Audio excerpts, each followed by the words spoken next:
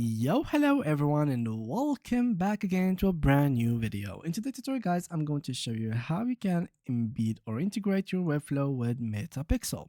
So, Metapixel, it actually allows you to track your website visitors' actions, and tracked conversion will appear in Meta Events Manager and can be used to analyze the effectiveness of your conversion funnel and to define custom audiences for dynamic and ad campaign. So, how to add it to your site? So important before we start, if you've already embedded a Metamax or Metapixel on your site using custom code, make sure to remove the custom code before adding your Metapixel ID.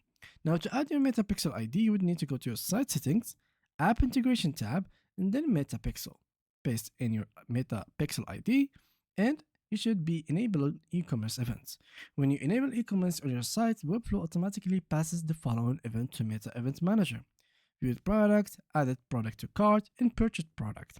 These events will allow you to effectively measure and improve your advertising campaigns on Meta and Instagram.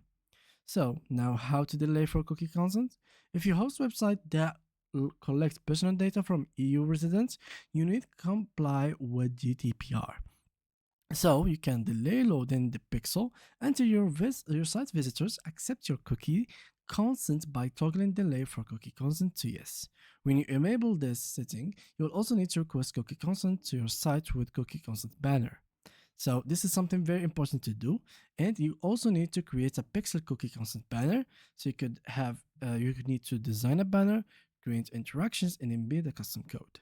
Once you have done that, you will be ready, and your metapixel now is connected, of course, way before, but simply for legal actions, you actually need to keep following this article so you can avoid any legal actions against you.